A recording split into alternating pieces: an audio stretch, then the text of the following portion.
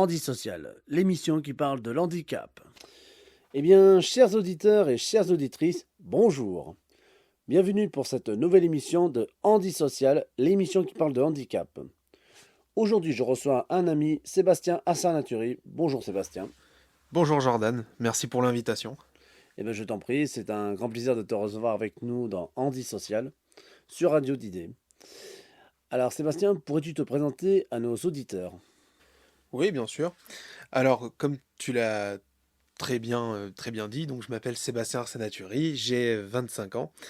Je suis actuellement travailleur dans un ESAT, il s'agit d'un établissement d'aide des services par le travail pour les personnes en situation de handicap, depuis maintenant 6 ans en restauration.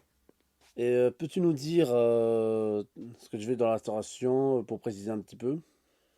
Oui, alors dans le domaine de la restauration, nous faisons les repas pour les travailleurs de l'ESAT. On fait à peu près une cinquantaine de repas. Et dans notre atelier, on travaille aussi la polyvalence. Ça veut dire qu'on ne fera jamais la même chose le même jour. C'est-à-dire un jour on peut être en plonge, un jour on peut être en salle, et un autre jour on peut être en préparation donc pour le repas du midi. Très bien. Alors, pourrais-tu nous parler un peu de... Alors, est-ce que tu pourrais nous parler de ton parcours professionnel et personnel? Oui, alors on va commencer par le privé, enfin moi-même. Euh, Moi, la vie n'a pas été très chanceuse sur certains points, puisqu'à l'âge de 8 ans, du coup, je suis parti en famille d'accueil. Euh, Famille d'accueil qui m'a énormément aidé, mais ça peut-être qu'on en reparlera plus tard, qui m'a beaucoup aidé. Ensuite, je suis parti, côté professionnel, je suis parti dans un ITEP. Avant, j'ai fait une scolarité tout à fait normale, hein. Mais malheureusement, bon, mais j'ai été viré au cours de ma sixième et je suis parti donc dans un ITEP, qui est un institut thérapeutique, éducatif et pédagogique. Et ensuite, j'ai fait un ITEP professionnel, donc là qui est beaucoup plus centré sur le professionnalisme. Et ensuite, les AT de Lorient-Sadirac. Parfait. Pourrais-tu nous parler un peu de ton handicap à nos auditeurs? Oui, mon handicap, pour bien l'expliquer, serait, je pense, une sorte de syndrome de super-émotivité, ce qui signifie en gros que mes émotions sont multipliées. Enfin, c'est un peu difficile à expliquer parce que j'ai quand même beaucoup appris à maîtriser ces émotions, surtout la colère qui est la pire des émotions que j'essaye de maîtriser. C'est très difficile. Il y a aussi, en ce moment, il y a aussi des crises d'angoisse que je fais. Ouais, voilà, c'est difficile, mais j'essaye vraiment de maîtriser chaque jour et chaque année de plus en plus. Très bien. Et donc, tu m'avais parlé aussi d'avoir été viré du collège. Est-ce que c'est par rapport avec l'handicap ou c'est à cause des profs ou des élèves? Euh, En fait, à cette époque-là, lorsque j'étais au collège, j'adorais provoquer les problèmes. Je sais pas pourquoi, c'était instinctif. Et au fil des jours, ça s'est malheureusement retourné contre moi. Et les élèves prenaient un malin plaisir à me martyriser, à provoquer des problèmes et à me les mettre sur le dos. Et au fil des problèmes, le collège a décidé de me renvoyer. Malheureusement, les profs n'étaient pas vraiment toujours de mon côté. Et du coup, ils ont décidé de me renvoyer du collège. Et c'est à partir de ce moment-là que je suis parti dans des établissements spécialisés. D'accord. Pourrais-tu nous parler un peu de ton parcours dans les ITEP et comment ça a été, si ça a été difficile par rapport avec les autres élèves? Euh, le parcours dans les ITEP, non, franchement, c'était pas. Il y avait des hauts et des bas, hein, comme maintenant, tous les jours, donc c'est avec des hauts et des bas. Ça, oui, bon, il y avait des problèmes parce que j'avais encore du mal à maîtriser mes émotions. Il y a des jeunes qui ont osé me provoquer, qui s'en sont pas très bien sortis.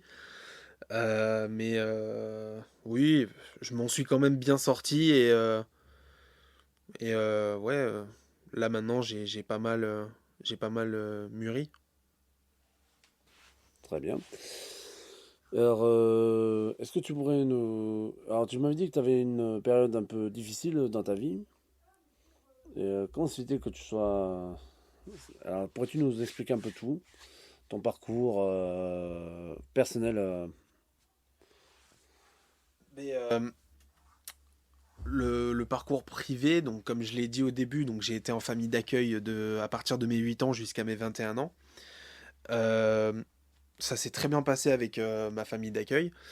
D'ailleurs, ben, je leur dois quasiment tout parce que c'est grâce à eux que je me suis forcé à continuer mon permis parce que ben, à un moment je voulais l'arrêter parce que je me sentais plus capable.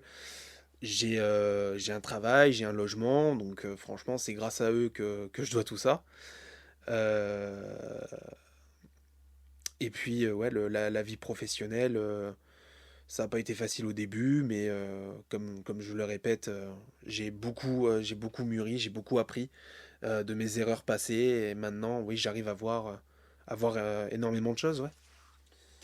et maintenant, tu vis seul ou dans un foyer ou est-ce que tu vis en appartement? Je vis donc dans un foyer d'hébergement, donc le foyer d'hébergement de la Lorette à Senon, dans l'unité relais, plus précisément, puisque j'essaye de travailler l'autonomie pour acquérir plus tard un appartement, voilà. Alors donc en fait, tu dis unité parce qu'il y a plusieurs unités, si je comprends bien.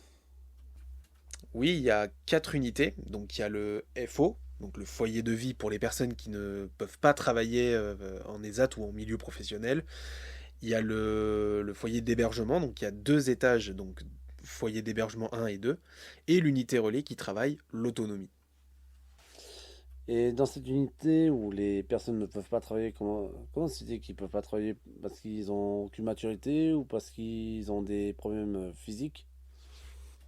Mais leur handicap ne leur permet pas de travailler sans être pris par autre chose. Je connais pas trop parce que j'y vais pas beaucoup. Oui, c'est leur physique, leur handicap. Certaines personnes sont âgées, donc du coup, ils peuvent pas forcément travailler. Ouais. D'accord. Alors voilà, donc est-ce que tu aimerais dire quelque chose aux personnes handicapées et les personnes normaux avant de nous quitter? Oui, bien sûr, oui. Pour les personnes en situation de handicap, la seule chose que je pourrais leur dire, excusez-moi, c'est ne pas se sentir à, comment je pourrais dire ça, à l'abri des regards. C'est pas parce qu'on est différent ou qu'on a un problème physique ou psychologique qu'on est différent. On est tous pareils, on est tous sur la même planète, on respire tous le même air. Enfin, voilà, il faut pas. C'est facile à dire, mais c'est pas facile à faire. Ne pas se sentir seul, il faut aller vers les gens. Et pour les personnes normaux, justement, pour les personnes normales, oui, mais tendre la main justement aux personnes en situation de handicap. C'est que comme ça qu'on arrivera vraiment à être ensemble, tout simplement, quoi. Bah, parfait, ben, merci beaucoup Seb pour être passé à l'émission Andy Social. Alors sur ces belles paroles, chers auditeurs et chères auditrices, n'oubliez pas une chose. Chers camarades handicapés, faites-vous aider, faites-vous accepter comme vous êtes. Car, car nous, on est des êtres humains tout comme les gens normaux, avec quel que soit l'handicap. Nous ne sommes pas des bêtes de foire, dépourvus de sentiments. Alors, nous sommes là pour nous faire accepter afin qu'on puisse coexister avec vous, les gens normaux. Voilà, sur ces belles paroles, je vous souhaite de passer une très bonne journée et à bientôt pour Andy Social, l'émission qui parle de l'handicap, saison 2.